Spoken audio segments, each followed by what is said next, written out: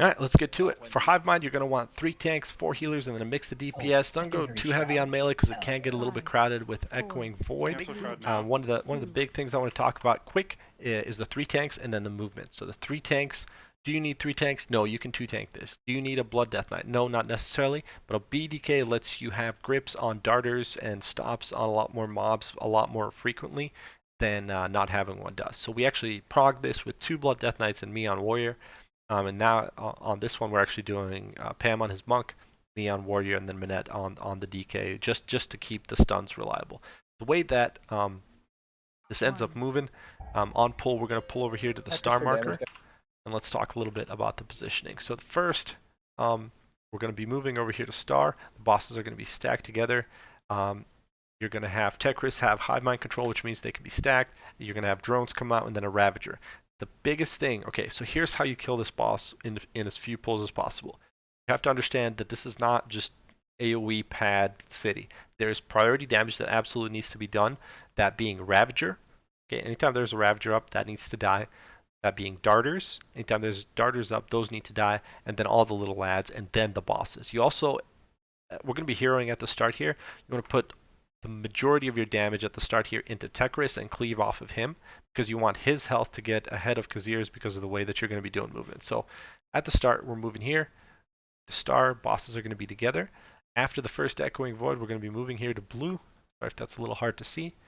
Bosses are still going to be together there. Then just before Khazir's mind control, you're going to actually see us move out here to the center, and that's just going to be Khazir. Tekris is going to stay over by blue.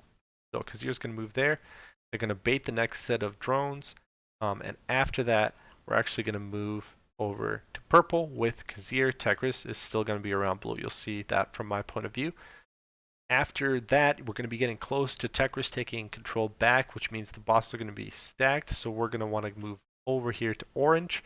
And as we're moving over to orange, I'm going to bring Tekris from over here, and we're going to stack the bosses back up. At that point, again, Ravager, Darters, and then Tekris when they're stacked together. Okay, you want to make sure that you follow that priority. That's hugely important.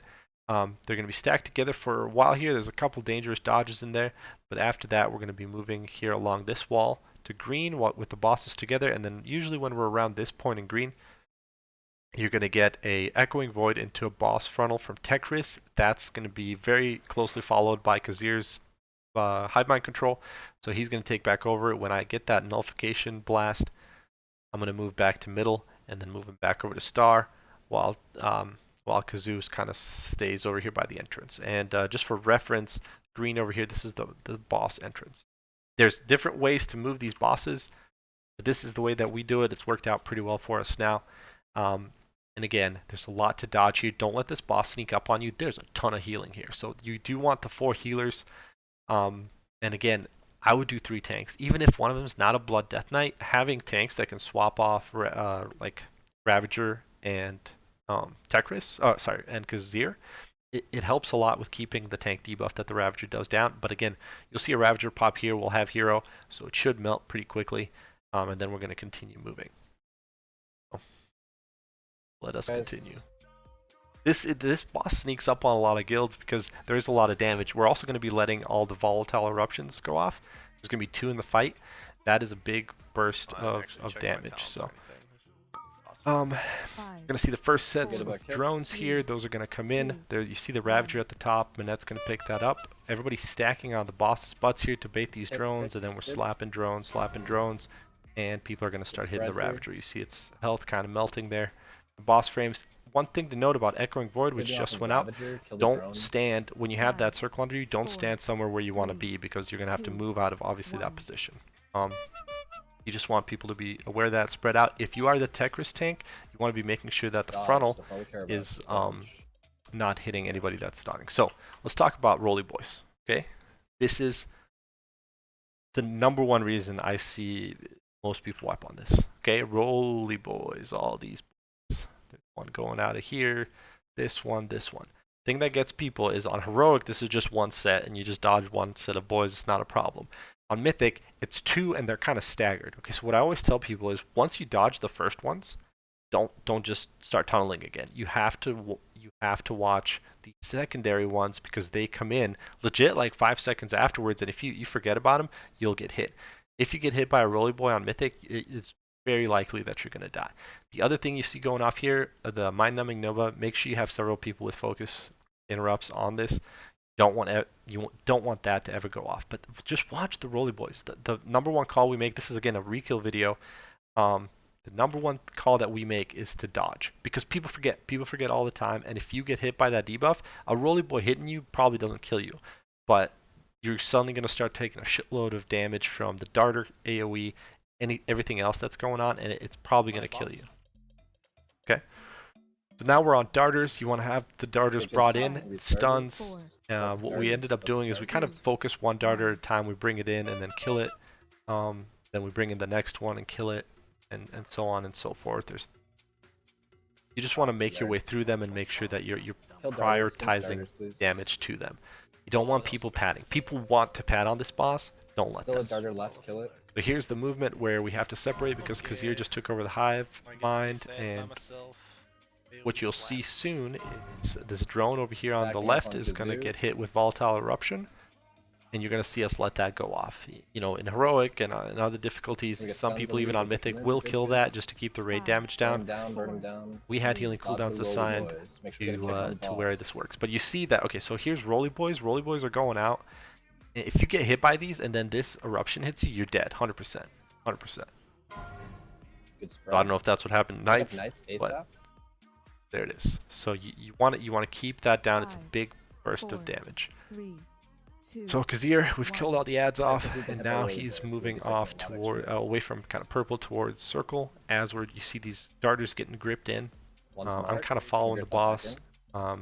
Because we're starting to come up on that timing where I'm like, okay, I'm gonna have to move Tekris back. But you see how far ahead the health is from Khazir compared to Tekris? Like that's the problem. That's why you always want to be on Tekris when the bosses are together. So here's the next switch. There's a tank mechanic I want to talk about for the benefit of the Tekris tank here. So when you move them together and they're stacked up, all right, it's going to come up here soon. There's a very bad overlap, and the way that the cast sequence works, so you see that accelerated evolution going off, and now there's a nullification blast.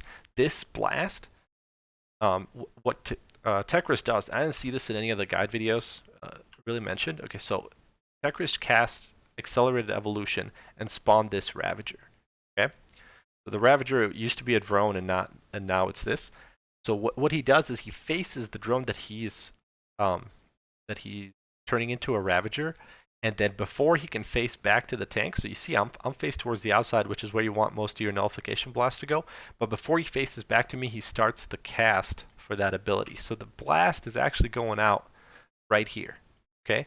And this happened to us on the first day of Prog a couple of times, and we're like, what the fuck's going on?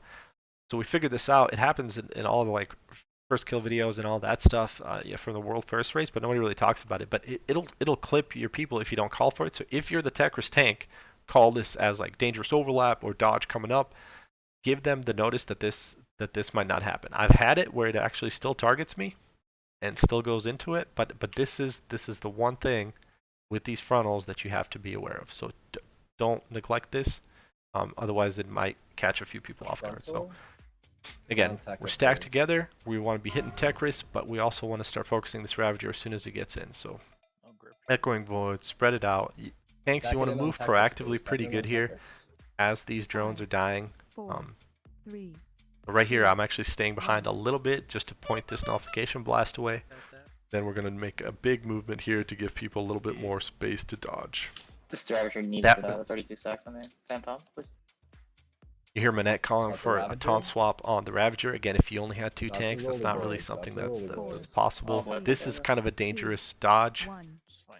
Okay, make sure you have good interrupts on that Nova. And then after this, we're going to be coming up on an Echoing Void and that Nullification Blast that I was talking about, where we're going to be spreading them out. A lot of our raid calls at this point are all about, hey, Tekris is a shitload higher, we need to swap to him, so we're actually going to have our raid follow me to the middle. There's going to be a very dangerous dodge there. Keep an eye out, make sure you don't flip melee too bad here. Full hold on Kazoo. I'm getting the fuck out of there, make sure that they go away. Finish this This Thunder and then dodge go right here focus. is pretty dangerous. Stack What I up on try to Cypress, do need most of the range pick time on is Kazoo. get over to star I got quickly. this. Okay. But Pam, do you have pick big for props next? to Be the on group Texas. here. Okay, Um, Pam has next kick. Watch front. Just be on This Texas. is another Just be on overlap where it's Texas. Roly dodge Boys here, into a dangerous volatile disruption. So we want to make sure that we don't get hit by anything. Make subtle movements, but calculated movements, get away from it. And now I'm actually going to drag it over to star. You saw a few ranged be away so that they were kind of pre-positioned. Like, just be mindful of those dodges, and right here we're basically just focusing on the boss's health. Okay, we're even. So we're evened out. We're gonna kill Tech, and then we're gonna swap to Kazoo. Swap Forrest, to can I get an Kazoo. innervate? If you're still pretty far behind, you'll want to kill these darters, and then you're gonna want to bring the Kill bosses Kazoo, kill together Kazoo. and burn them, Kill and Kazoo. ignore the next 4, ads after this. Just focus Kazoo down. That's ignited too. So Oh yeah. not the worst on a rekill. I'll prog. This boss sneaks up on a lot of people, so get out there, execute, I don't. and I'll see you on the next one. I don't